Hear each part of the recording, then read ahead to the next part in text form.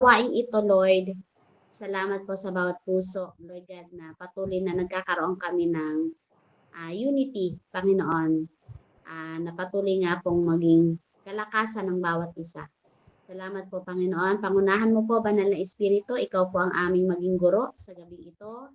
Ako po ay nagpapakumbaba at patuloy, Lord God, na nagpapatama, Ama. Kung ano man, Lord God, ang akin pong masasabi, balutan mo po ito, Panginoon, ng grace mo, Panginoon, ng iyong power at yung iyong glory, Panginoon, Lord God, ay patuloy na maranasan po ng bawat isa.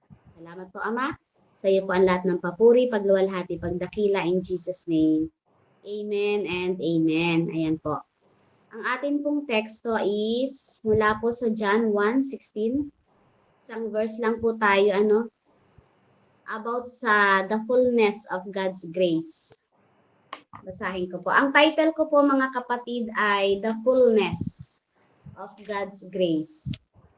Mula po sa John 1 verse 16. Sabi po dito, mula sa kapuspusan ng kanyang kagandahang loob, tumanggap tayong lahat ng abot-abot na kagandahang loob.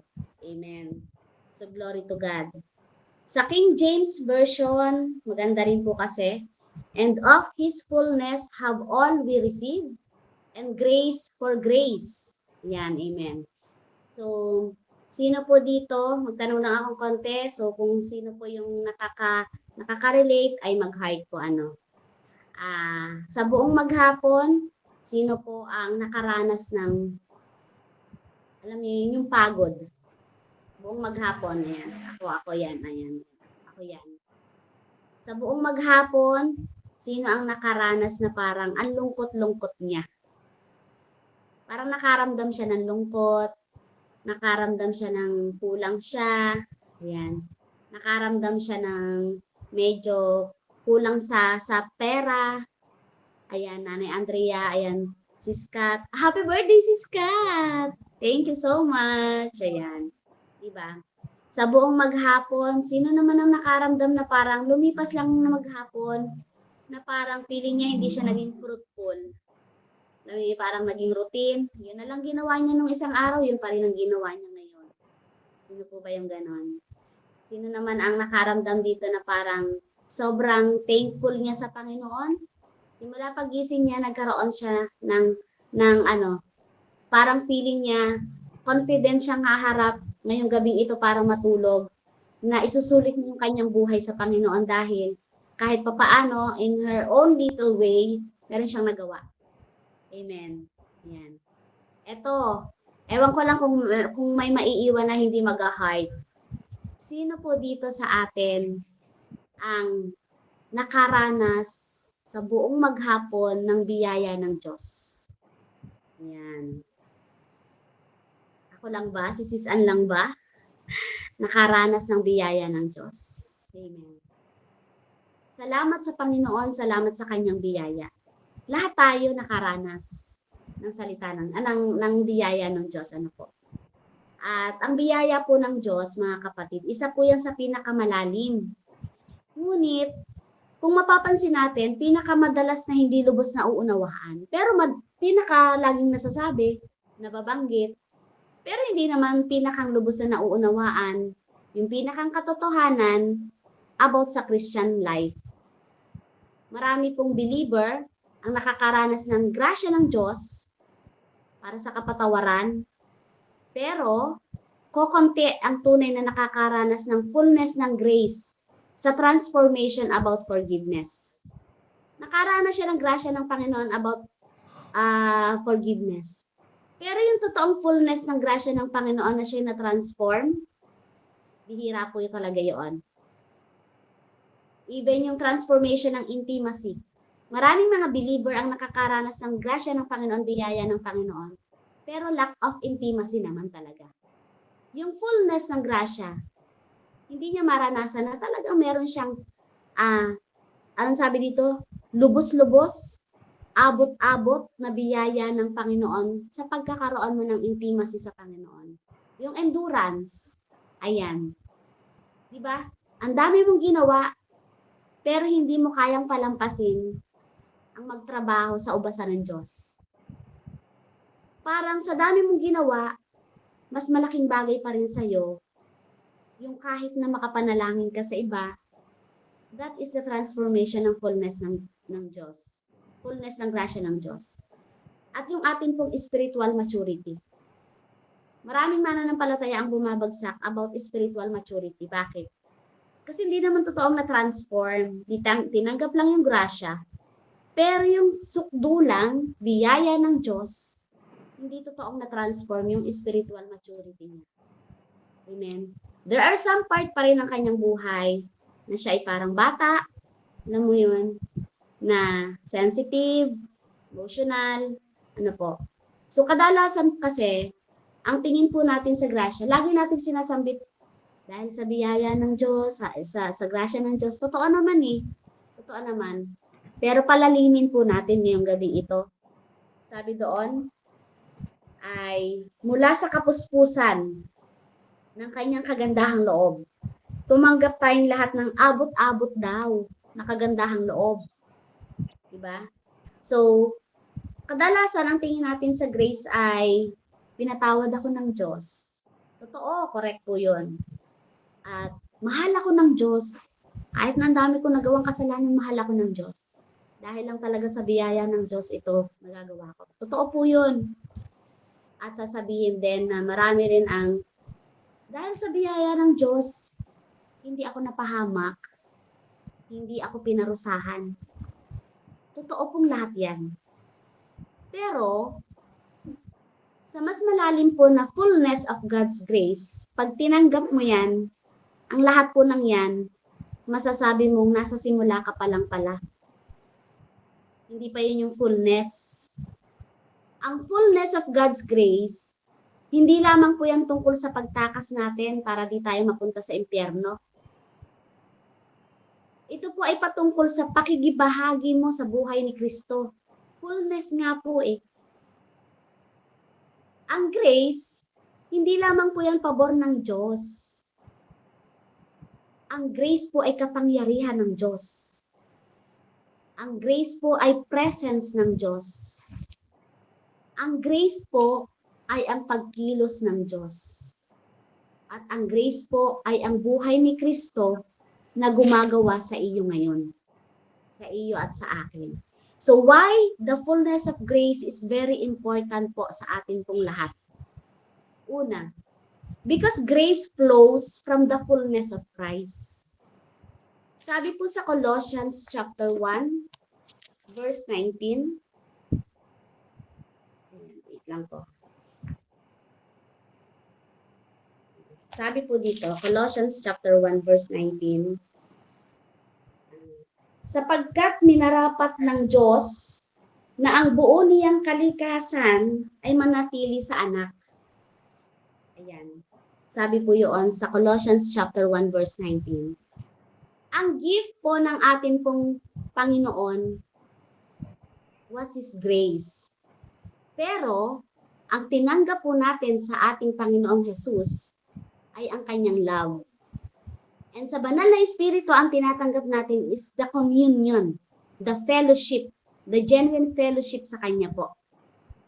Sinabi sa Colossians chapter 1 verse 9, sapagkat minarapat daw po ng Diyos na ang buo niyang kalikasan ay manatili sa anak. Amen. So, ibig sabihin, grace flows from the fullness of Christ. Yung buong kalikasan ng ating Panginoon. Yun po ay matatagpuan natin at magpo-flow po yun kay Hesus Kristo po. For God was pleased to have all His fullness dwell in Him.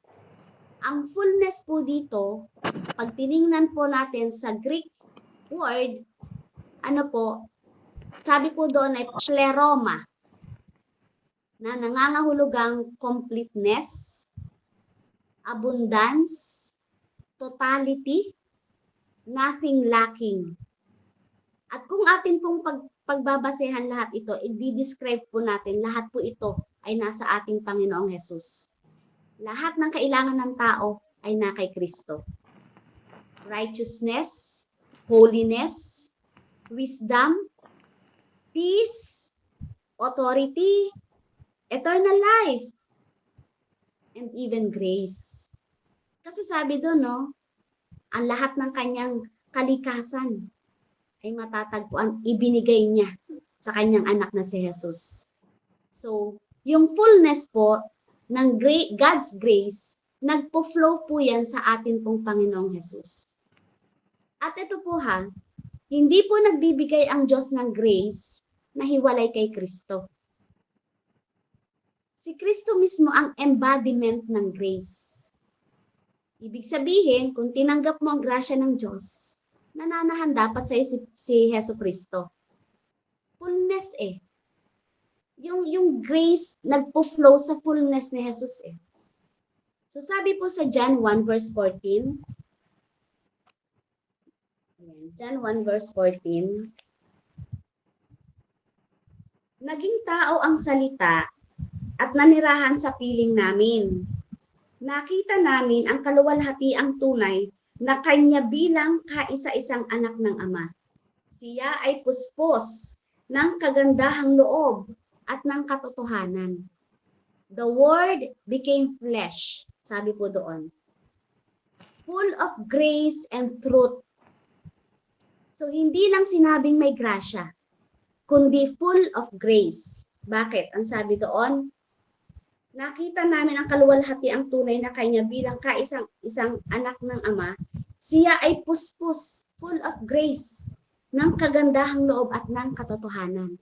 Full of grace and truth.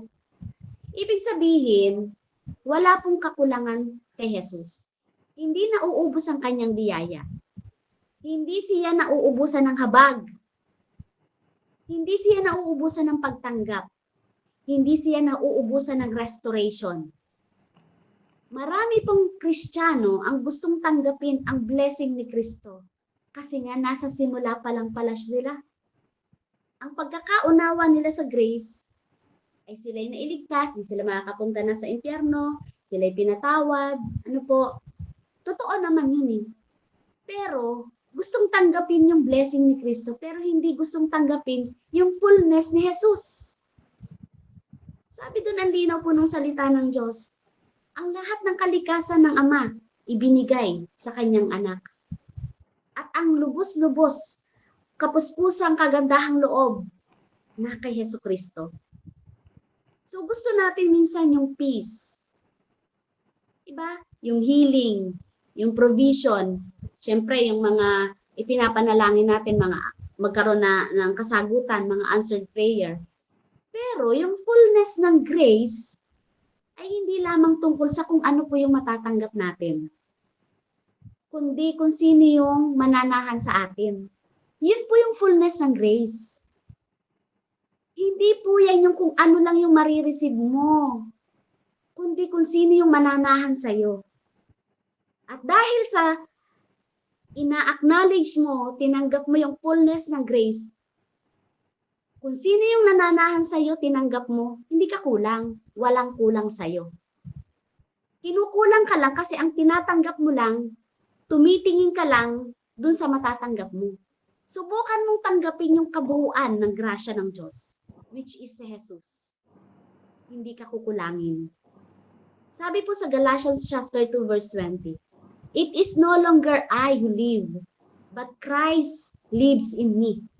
Yan, favorite din yan ni Sis Bebs. Lagi ko rin yan naririnig kay Sis Bebs. Ang tunay na grace ay nagdadala ng buhay ni Kristo sa loob ng tao. Yun po yun. Kasi nananahan sa si Kristo Jesus eh. Diba? Yung grasya ng Panginoon, dadalhin mo ngayon. Diba? Yung buhay ni Kristo nasa loob mo. So grace, pangalawa, una, why grace is important? Why the fullness of grace is important? Ano po? Una po, sabi ko, grace flows from the fullness of Christ. Kasi si Jesus yung tatanggapin mo yung fullness eh. Nagpo-flow dun yung fullness ng ng grasya ng Diyos eh, kay Jesus. Pangalawa po, because grace is not merely pardon.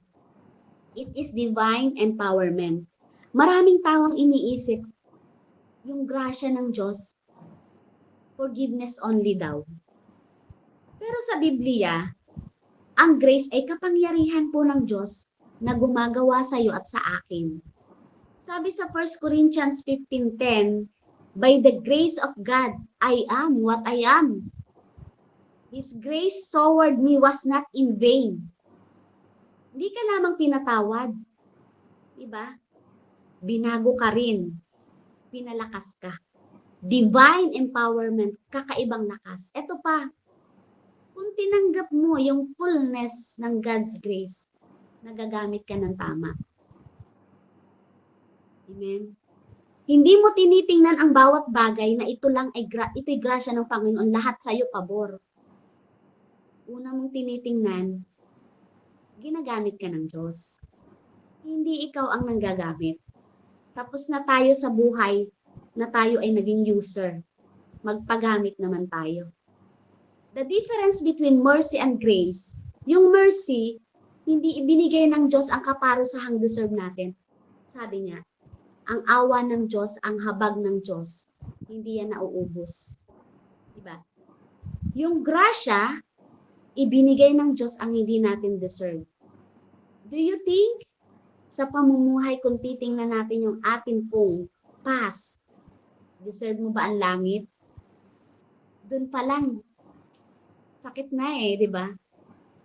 Grabe yung fullness ng Panginoon.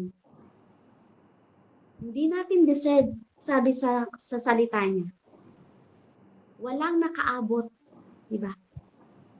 Sa kaluwalhatian ng Diyos.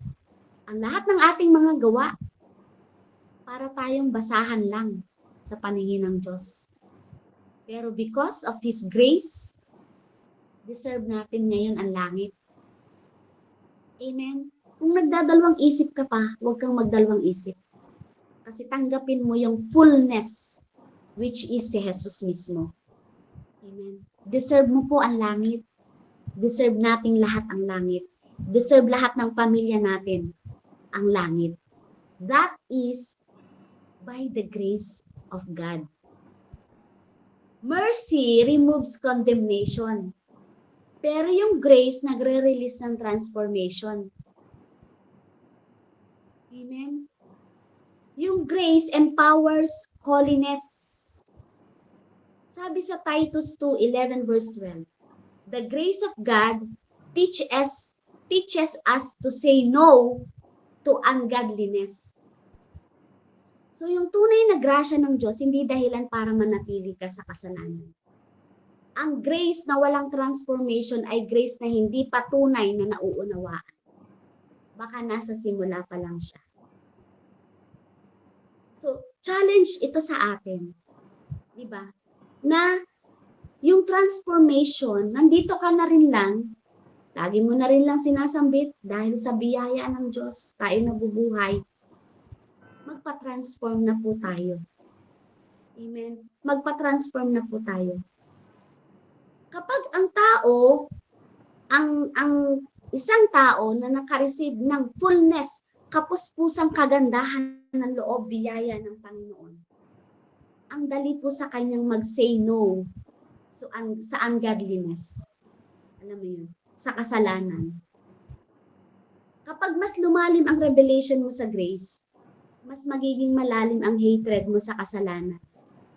Kung dati, nilugmo ka na dyan, dinapa ka na dyan ng kaaway, ngayon na sinasabi mo, nasa biyaya ka ng Panginoon, bakit inuulit mo?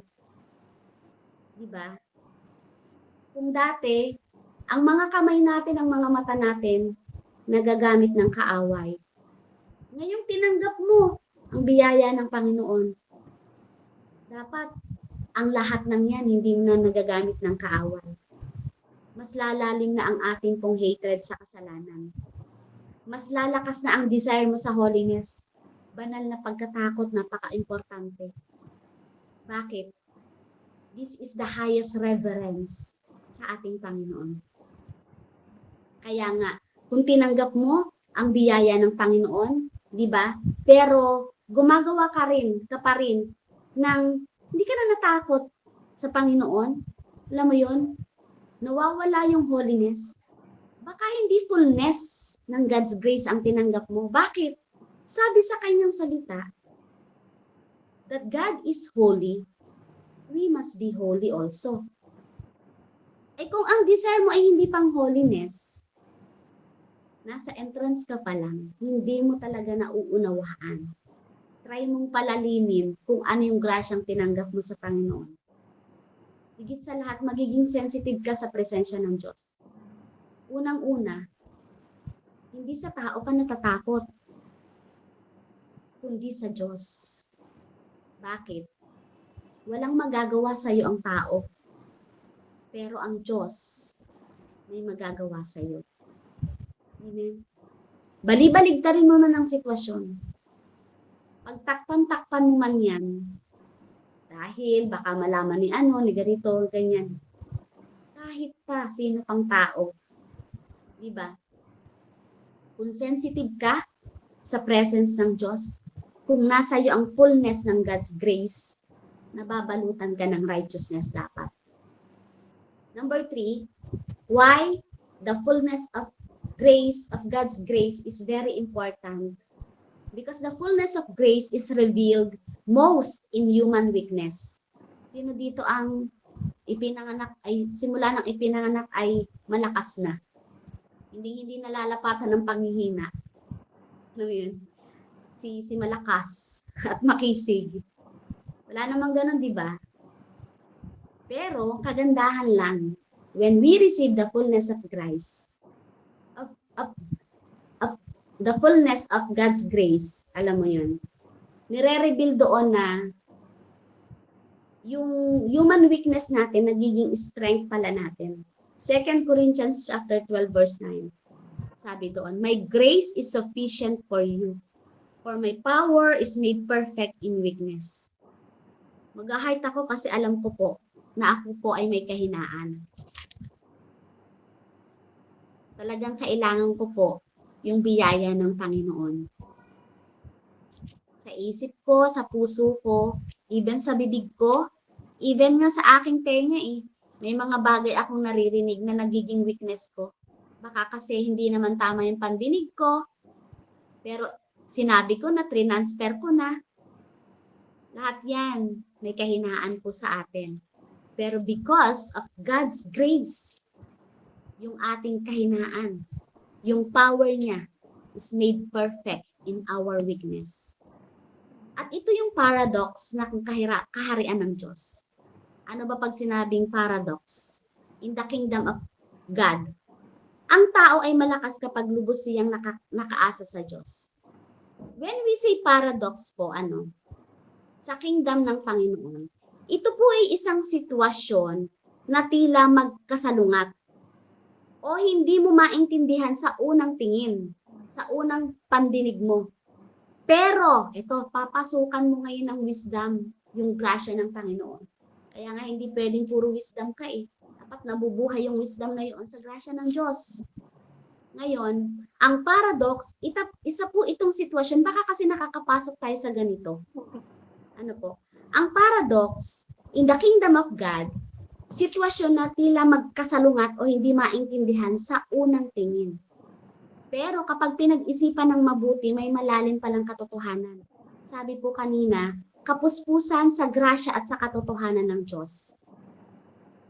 Sabihin, ang paradox in the kingdom of God, mukha siyang mali o magkasalungat, pero may totoong kahulugan. Halimbawa, sa buhay Kristiyano, diba, dun sa kanina 2 Corinthians 12:10, for when I am weak, then I am strong, diba? Ang paradox, ito yung dahil paano magiging, sabi doon, paano yung unang sitwasyon, paano ito naging, magkasalungat, pero in the end, totoo pala. Ito, dahil, sabi doon, paano magiging malakas ang mahina? Parang mukhang magkasalungat, di ba? Doon sa salita ng Diyos na,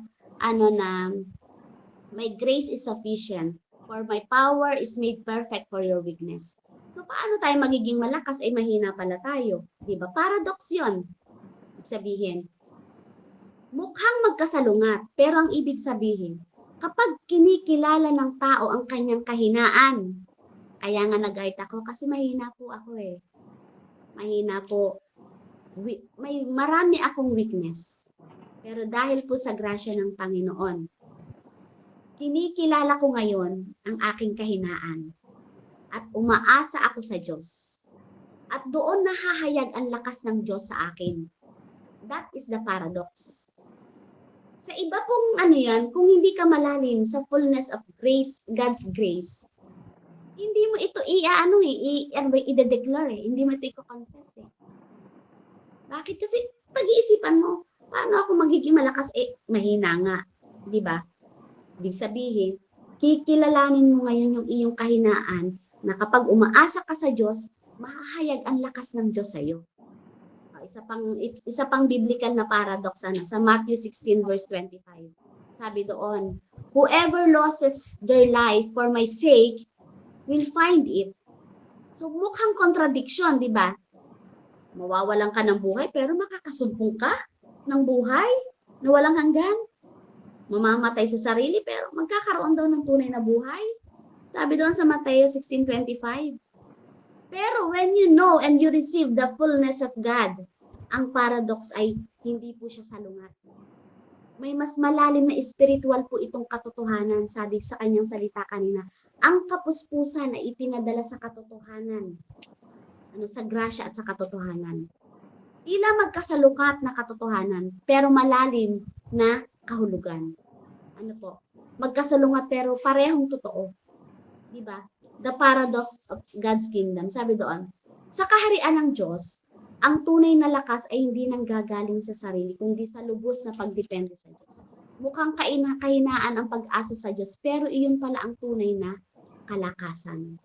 Kaya nga, maunawaan natin na kapag po atin pong binabasa, saliksikin mo, napakalalim po nun, at lahat ng ito ay grasya ng Panginoon. Amen. Ang sarap pong mag-aral ng salita ng Diyos. Lalo na kung ikaw at ang banal na Espiritu, magtatanong ka talaga sa Panginoon. Pangatlo po, sabi po doon, why the fullness of God's grace is important. Pangatlo po, ayan, sabi po, pangatlo na ba ako? Ayan. Ay, pang-apat na po pala ako. Amen. Grace produces intimacy, not just ministry. Ito kasi yung panganib sa marami pong mga mananampalataya. Akala nila, kapag ikaw ay napasok na, naglingkod sa Panginoon, kailangan may ministry ka na agad. Parang itsapera ka sa loob ng church pag wala kang ministry. Amen? Maraming ministry, pero asan doon yung grace? Wala po, mababaw po yung intimacy. When you receive the fullness of God's grace, dapat nagpo-produce yun ng intimacy sa iyo, hindi lamang ministry. Kasi, kapag ministry ang una mong hinangad and not the intimacy, baka hindi ka nabubuhay sa grasya ng Diyos. Amen. Baka nabubuhay ka sa performance base na human base pa rin po. Kasi, kung ministry ang hahangarin mo, pwede. Maging mahusay kang mag-preach. Even nga kung dati, kung dati sa mga video, kaya lang sa inuman ikaw umaawit, pero naging mahusay kang umawit.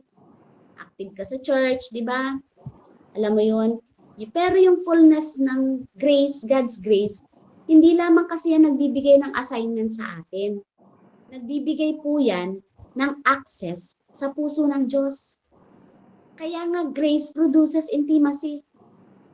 Kung talagang natanggap mo ang kabuuang grasya ng Panginoon, dapat may intimate relationship ka sa Panginoon. Hindi ka lamang kayod ng kayod, aliping-alipin sa loob ng church. Ito po paano natin malalaman? Inubos mo na buong lakas mo sa kagagampan sa church. Pero yung totoong kapanawagan mo na itong pinapagawa sa iyo, dahil ito yung mararanasan mo na magkaroon ng intimate relationship sa Panginoon. Sa kakawalang time, baka hindi grasya ng Diyos ang napoproduce sa iyo. Amen? Ang fullness of grace, hindi lamang yan puro assignment. Nagbibigay yan ng access unang-una sa puso nga ng Diyos. Puso sa puso, magkakaroon kayo ng intimate. Diba? Kagaya sa mag-asawa.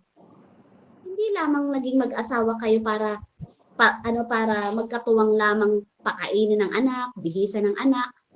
Diba nandun yung love? May access ka sa puso niya. May access siya sa puso mo. Intimate eh. That is the fullness of God's grace. Ganon din higit dapat sa Panginoon. Amen. Sabi po sa Hebreo chapter 4 verse 16, let us therefore come boldly unto the throne of grace. Hindi po lamang tayo iniimbitahan ng Diyos para maglingkod. Hindi mo natanggap ang grasya ng Panginoon para lang maglingkod ka. Hindi ko sinasabing masamang maglingkod. Pero kung wala ka namang tamang relasyon at intimate sa Kanya, di ba, paano mo tatanggapin yung fullness of God's grace? Kasi mapapagod ka eh. Mapapagod ka kung ang idea mo, ang tingin mo sa grasya ng Panginoon ay maglingkod ng maglingkod, magministry ng magministry, humayo ng humayo. Dapat balanse ka. Diba? May puso ka para sa Diyos, may katawan ka na naglilingkod sa Diyos. Hindi mo pwedeng puro katawan. Sabi ko nga kanina, kung na-receive mo yung grasya ng Diyos, dapat ginagamit ka ng Diyos. Hindi ka tatanggi. Kasi beneficial yun sa'yo eh. Hindi ka nga deserve, di ba? Pero binigyan ka ng ganoon. Ba't di ka magpapagamit, di ba? Grace removes distance. Kapag tayo nagkaroon ng intimacy sa Panginoon, tinatanggal niya yung natin, parang kahit na, di ba, imagine mo to, sobrang pagod na pagod ka sa ministry mo. Nananalangin ka pero parang ang layo-layo ng Diyos sa'yo. Di ba? Pero iba sa grasya ng Panginoon kapag heart to heart na meron kang intimate relationship sa Kanya. Alam mo yung tabing, tinanggal niya yun. Yung distance, tinanggal niya yun. Kahit nga bumulong ka lang ng bumulong eh. Alam mong rinig na rinig ka ng Diyos. Alam mo yun? Sa Old Testament, di ba, may veil, may separation, may takot.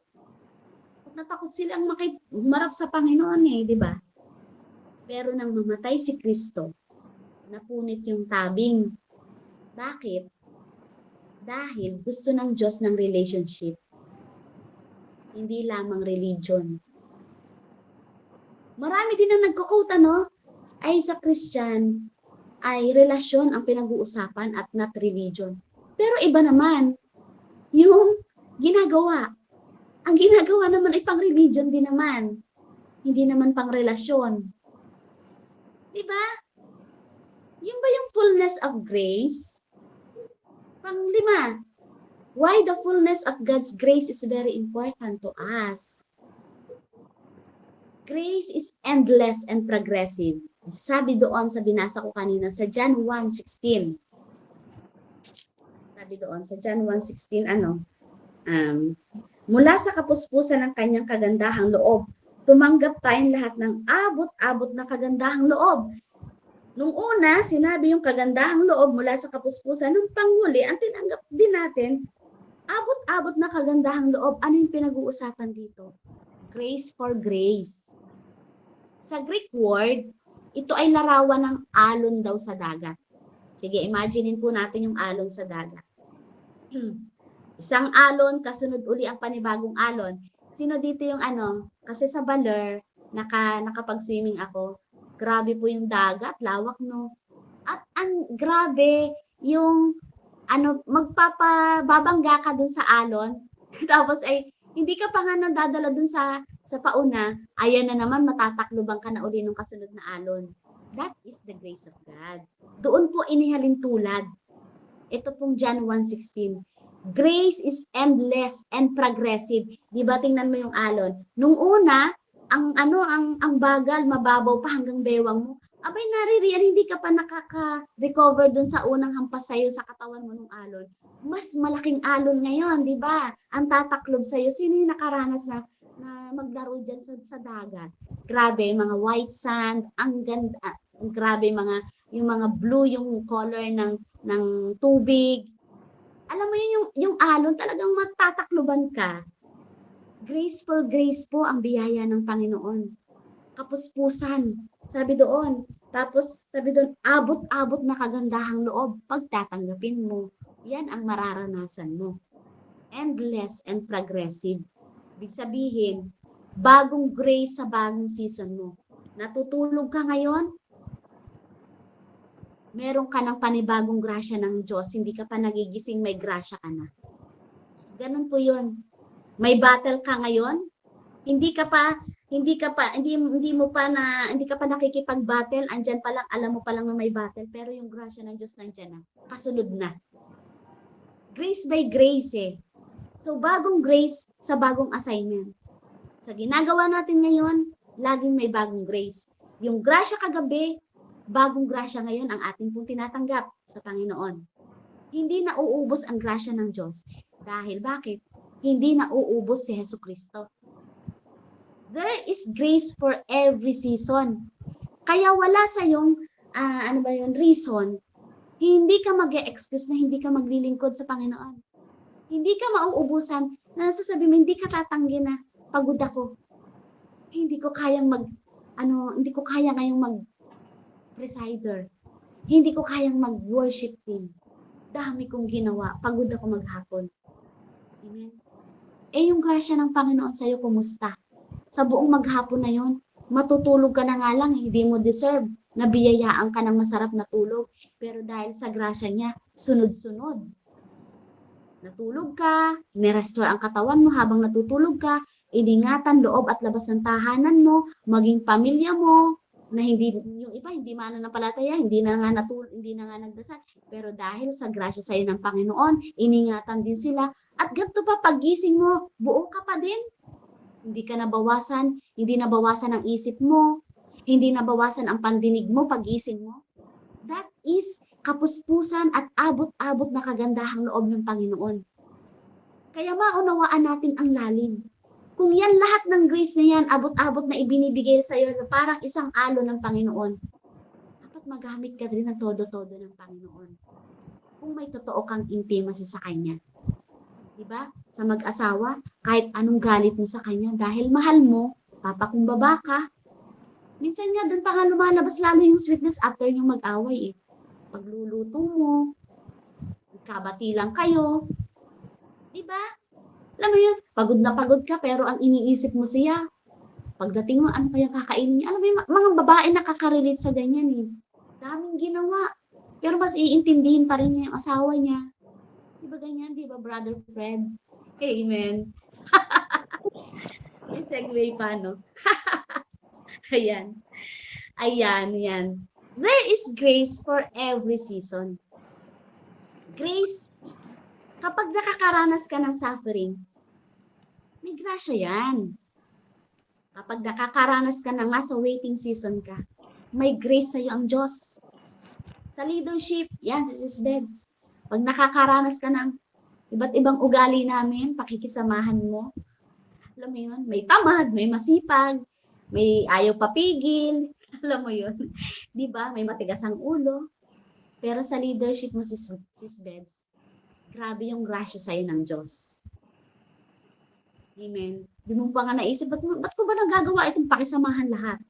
Di ba? Pero kung sa lumang buhay mo, naku, baka hindi na kami nakita dito. Amen. Di ba? Dahil yun sa grasya ng Panginoon. Sunod-sunod kasi, even sa persecution, makakaranas sa mga persecution sa mga pamilya, may grasya po ang Panginoon sa ating pong mga persecution. There is grace for every season. Bakit?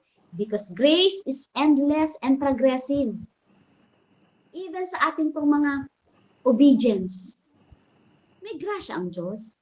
Hindi mo kayang sumunod sa Panginoon, kundi lamang dahil sa biyaya niya, kaya tayo nakakasunod sa Diyos.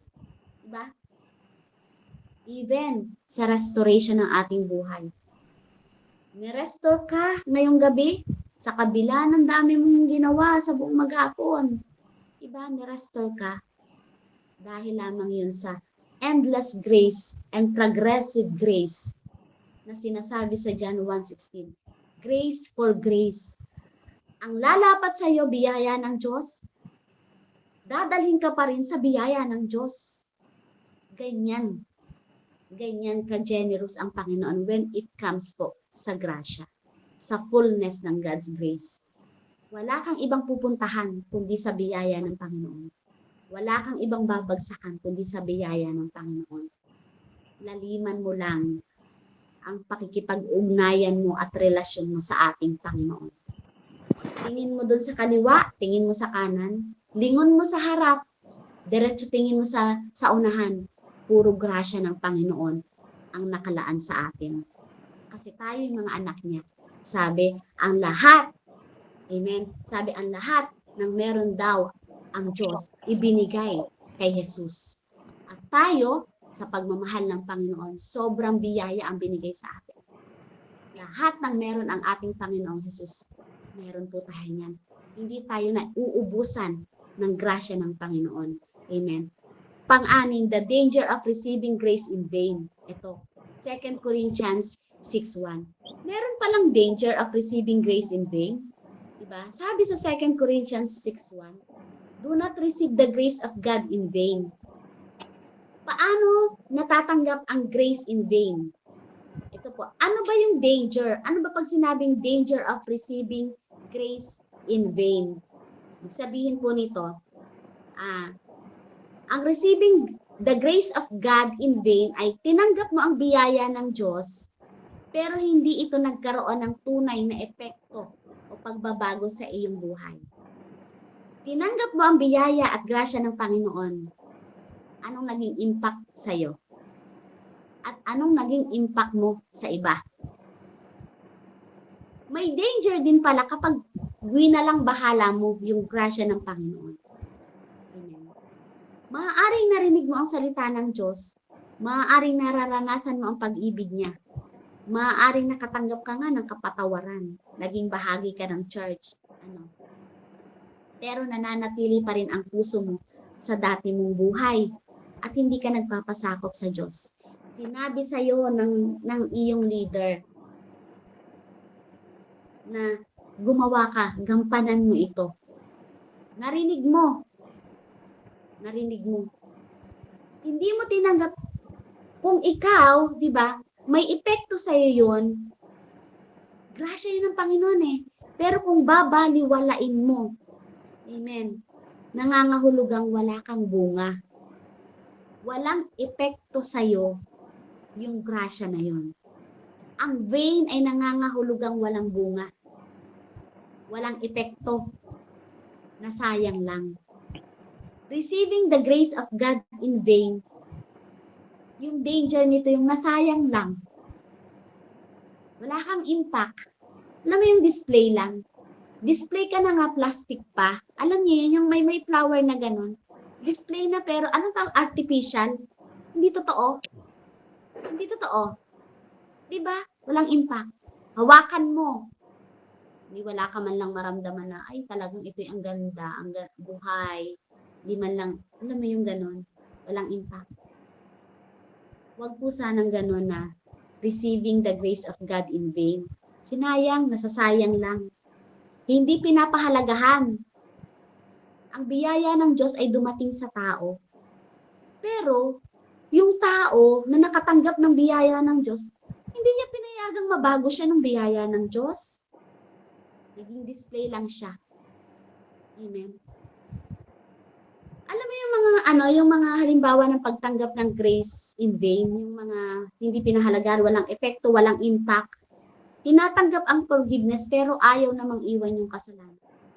Alam mo yun, hingi ng payo. Pag pinayuhan, iba naman ang ginagawa. Alam mo yun? Sinasabihan na ng ganito pero parang sa kanya, hindi po, kailangan ko po ng ganito, hindi po ako pwedeng ganyan. Sayang, walang effect eh. Walang effect. Amen? May mga taong gustong mapatawad pero ayaw namang magbago. Gusto lang hingi ng tawad. Alam mo, ayaw magbago. Nakasanayan na lang, kasalanan din yon, mga kapatid.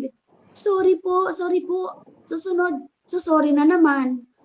Alam mo yun, yung hindi natuto, sorry. Lahat naman tayo ganyan, 'di ba? Hindi na natuto hanggang sa, alam mo yun, naging addiction na sa word na sorry po, pasensya na po. Sa susunod, pag pinagawa sa gawain ganun uli. Sorry po, pasensya na po. Yun yung sinasabing the danger of receiving the grace of God in vain. Napaka-dangerous po pala ng ganun. Walang impact sa'yo yung grasya ng Diyos binigay sa'yo. Walang impact sa'yo. Maliit na bagay lang yun, di lalo na kung malaking bagay.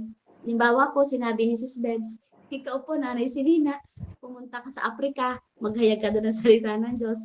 Di lalo na napakahirap noon. Di ba? Dito na nga lang kagulo na tayo pagbababa nga lang ng link. Ako yun, ang hirap, pagbababa na nga lang ng link Di ba? Pipindutin na laang, ipo-forward na laang. Di ba? Ito, correction din to sa akin Baka kasi andun na ako sa danger ng receiving the grace of God in vain. Alam mo yun? Sabihin, mabait naman ng Diyos. Sorry Diyos, sorry Lord, naunawaan mo naman. Sa susunod na lang po ako bukas yung babawi. May ganun pang sasabihin, babawi. Babawi ako sa Diyos. Kung tayo ang bawian ni Lord, saan tayo pupulutin? Di ba?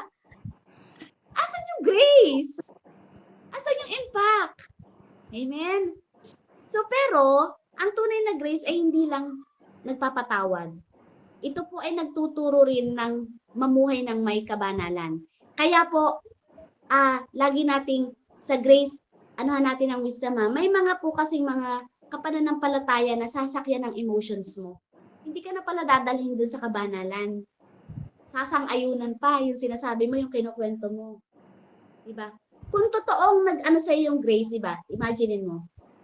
Grabe yung kasalanan mo. Pero hindi naman sinakyan ng Panginoon na manatili ka sa kasalanan, diba? So ngayon tinanggap natin yung grasya ng Panginoon, yung fullness ng grasya ng Panginoon. Ganon din dapat magkaroon tayo ng tapang na maitama rin yung ating kapananampalataya. Oo, pakinggan mo. I-comfort mo. Pero sabi doon, sa grasya at kagandahang loob sa katotohanan ng Diyos na tinanggap mo. Kung saan siya mapapabuti. Lagi kang mamuhay ng may kabanalan, itatransfer mo ngayon sa iba. Sabi po sa Titus chapter 2 verse 11 to 12, the grace of God teaches us to say no. Sabi doon kanina, di ba? Nakikinig sa salita ng Diyos pero walang obedience. Andito pero walang obedience. Maraming alam sa Biblia pero walang transformation. Ulit-ulit na lang ang mga sinasabi. May revelation pero walang application. Bakit? May reveal sa akin ang Lord. Pero saan mo ini-apply? Saan mo ini-apply ngayon yung ni-reveal sa'yo ng Panginoon? Hanggang sa yung ni-reveal sa'yo ng Panginoon hanggang sa pumalaot, naging chika na. Alam mo, hindi na-reveal ng pang-Bible. Hindi na God's wisdom ang nangyaring revelation. Human revelation na. Naging marites na pala. Ibinalik ka na doon. Diba? Ang grace ay hindi lang para marinig, kundi para isabuhay. Amen? Ngayon yung mga grace na umaasa tayo sa grace pero wala tayong surrender. Gusto mo ng blessing, protection, di ba? Gusto mo ng heaven. Pero ayaw mo namang isuko ang buong buhay sa Diyos. Ito po mga kapatid ang grace ay libre. Libre nating tinanggap. Pero hindi po yan cheap. Magkaiba po yun. Diba? Kung sa atin libre, walang bayad, inilalagay na lang natin. Isang bagay, binigay lang sa'yo, inilalagay mo na lang sa isang tabi. Diba? Hindi na sa'yo mahalaga. Lalo na kung hindi naman ganun diba? Kalaki yung presyo. Kasi hindi mo pinagpaguran Pero yung grace binigay sa atin ng Panginoon. Hindi natin siya pinagpaguran, hindi natin siya ginawa. Isipin mo, hindi yan cheap. Yan ang pinakamalaking biyayang tinanggap mo sa buong buhay mo hanggang sa mamatay ka. Dala-dala mo yung grasya ng Panginoon. Bakit? Libre siya pero hindi cheap. Bakit? Dahil binayaran po ng Panginoon, dugo ni Kristo ang ibinayad dyan. Wala siyang katumbas na halaga. Kaya yung grace na tinanggap mo, wag mo lang iwan-iwanan sa bahay mo. Wag mo lang yung Bible, wag mo lang tingnan-tingnan, inaalikabok na. Amen? Yung mga salitang natututunan mo, naririnig mo, wag mo lang palagpas-lagpasin. Hindi nga, chip yan eh. Dugo ni Jesus ang binayad dyan eh. Amen?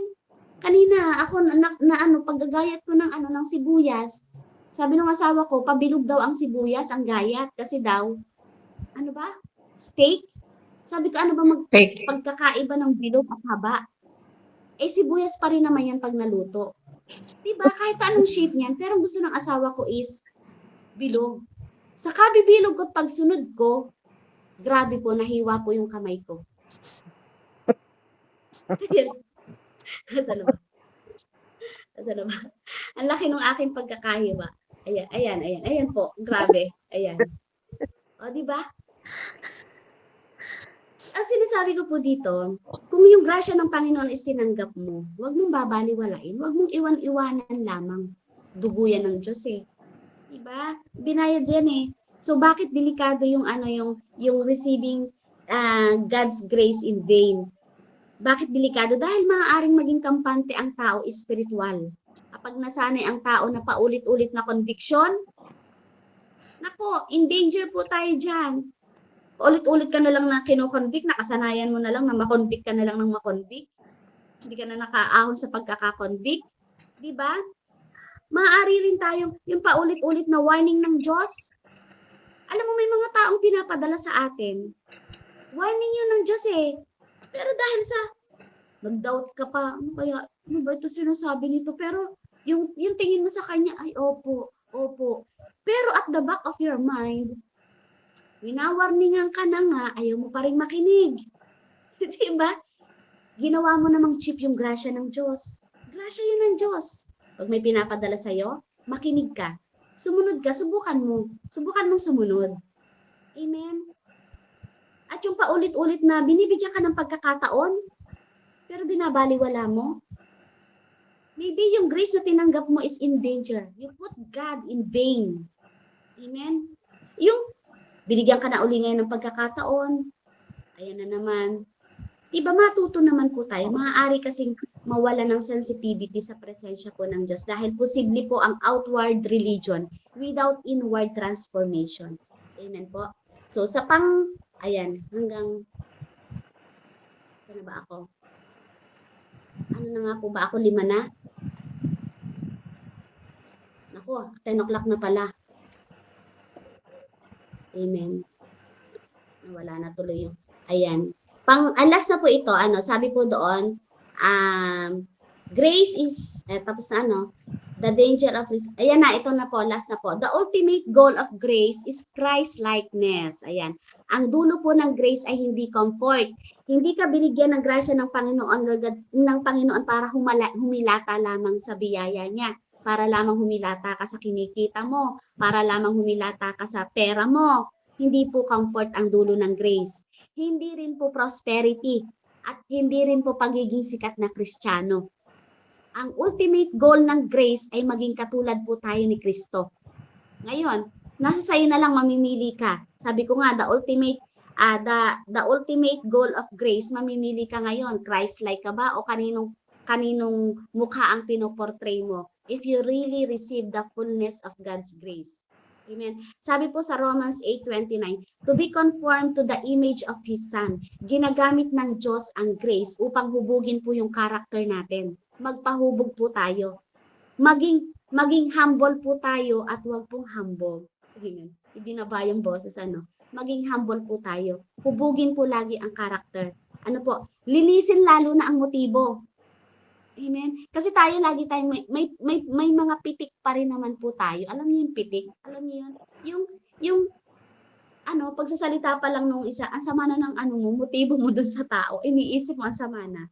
Amen. So, yung ultimate goal po natin is yung sirain mo yung pride mo. Amen. Sirain mo yan, wasakin mo yan. At ihanda tayo para sa eternity. So, ang fullness of God's grace ay hindi po yan mababaw na emosyon. Hindi po yan lisensya sa kasalanan. Hindi rin po yan simpleng religious idea lang. Ito po ay buhay ni Kristo sa atin. Kapangyarihan po niya sa atin pong kahinaan. Transformation po ng ating puso. Fullness of God's grace. Intimacy po natin sa Diyos. That is the fullness of God's grace. At supernatural empowerment po natin. That is the fullness of God's grace. Maaring, ang tagal mo ng Kristiyano, maaring, ako nga, ilang, 4 years yata kami sobrang naging active, pero palagi kong ninanais na ang feeling ko bago ako. Baguhan. Palagi akong ayokong, minsan kasi sa katagalan na, parang nanghinawa na siya. Natawagin siyang Kristiyano. So wag. Kagaya nga bukas, Saturday, meron po tayong gawain. When you receive the fullness of grace, sabi ko nga, lagi ang nauuna sa atin yung grasya ng Panginoon. Sipin mo bukas na baguhan kang Kristiyano. Ano yun? Alam mo yung baguhan, excited, may mga ballpen pa, di ba? May hawak pang Bible, di ba? Maging excited kang Kristiyano, maging baguhan ka laging Kristiyano. Amen? Huwag kang magbilang ng taon. Ang bilangin mo, yung grasya ng Panginoon na nananahan sa iyo kung paano ka pinalalago araw-araw. So, yan, marami man tayong maging alam sa Biblia. Ang grasya pa rin ng Panginoon ang magta-transform sa atin. Amen? Ang tanong, nabubuhay ka ba sa fullness ng grace o sa sarili mong lakas? Dahil may mga tao po, totoo, ligtas, pero pagod na pagod. May mga tao, ligtas, pero, alam mo yun, pagod na pagod sa paglilingkod. Alam mo yun? Yung walang intimacy, pero awit ng awit. Wala namang intimacy. Nangyari, inilalabas niya, sarili niyang talento. Gumagawa sa gawain ng Diyos, pero walang langis. Walang langis. Ramdam naman yun eh. Even sa insight, walang langis. Magpalangis po tayo sa Panginoon. Kasama po yun sa fullness ng grace. Baka nga, sabi ko nga, baka akala mo lang ikaw ay inahon sa impyerno, baka akala mo yun lang ang fullness ng grace. Baka akala mo matanggap mo lang yung pabor. Ngayon, yes, salamat, may business ako bukas. Yes, salamat, nakatanggap ako sa trabaho. Baka akala mo yun lang ang grace. Hindi, laliman mo. Palangis ka palagi. Yung mga simpleng gumagawa pero walang grace. Alam mo yung bakit? Hindi naman masaya eh. Sumunod lang. Ano ba naman to si Sis Bex? Nilagay na naman ako dito. Alam naman na ako may trabaho. Yung mga ganyan, walang grace. Diba? Subukan mo lang, sabihin mo sa sarili mo, ay nako, this is the day that the Lord has made. I will rejoice and be glad in it. Lagi mong isip na baguhan kang Kristiyano. Grabe po yung excited. Grabe yung ibubuhos na langis sa'yo. Tinatawag tayo ng Diyos hindi lamang po sa service, kundi saan? Sa dependence. And that is the fullness of God's grace. Amen? Sige po tayong manalangin. Lord, salamat po Panginoon sa lahat po ng kapahayagan na amin pong na-enjoy, lahat ng mga nutrients, lahat ng katas na galing Panginoon sa iyong biyaya, Lord God, ay salamat na receive po ng bawat isa sa amin. Patawarin mo kami sa mga panahong umaasa kami, Panginoon, sa amin pong mga sariling kakayahan, kesa po sa iyong biyaya. Turuan mo kaming mabuhay sa fullness ni Kristo. O sa aking mo, Ama, anumang pride, anumang self-dependence, spiritual dryness, Panginoon, sa aming buhay.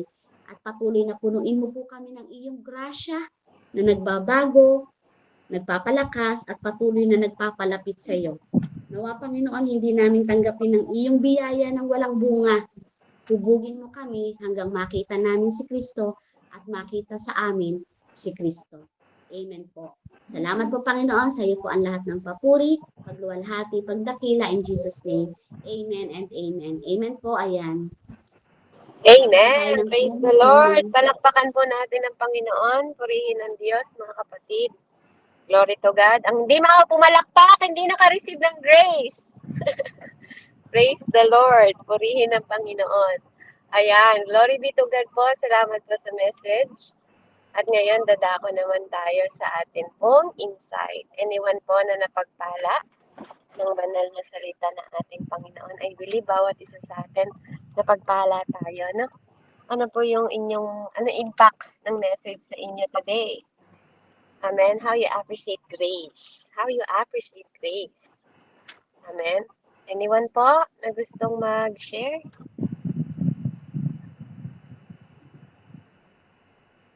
Amen. Amen. Amen, nanay. Praise the Lord, no? Salamat sa buhay mo, Sister Meds. Napakalalim po ng tinalakay natin. Alam niyo po itong mensahe na ito na naibaba ng kapatid natin. It's about sa pagtanggap. Ano ba? Ano mula sa ating Panginoon, ano ba ang tinanggap natin? Ang tanong ngayon sa atin ng Panginoon, ano ba talaga yung tinanggap niyo mula sa akin? Ano ba yung pagkakaalam niyo? At yung kung tumanggap nga kayo mula sa akin, paano nyo ngayon ginagamit?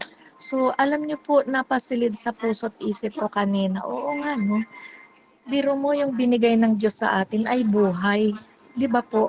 Kasi kung hindi rin lang po talaga ang Panginoon ang sabing nagbata ng hirap para sa isa't isa sa atin, malamang tayo po ay sabi nga ay mga living dead. Alam niyo yung living dead? Nabubuhay tayo dito sa sanlibutan na ito, dito sa mundong ito. Pero spiritually, patay tayo. Alam niyo yung ganun na nabuhay? Ganun po tayo dapat. Pero dahil nga tinanggap natin si Jesus Christ as a Savior at buhay natin, kaya ngayon sabi nga hindi tayo nabubuhay para sa ating sarili, kung hindi nabubuhay si Kristo para sa atin, kaya tayo ay nabubuhay para kay Kristo, di po ba? Kaya sabi ko nga ngayon, ang tanong ay paano ba nga natin ginagamit tong buhay na ito? Amen?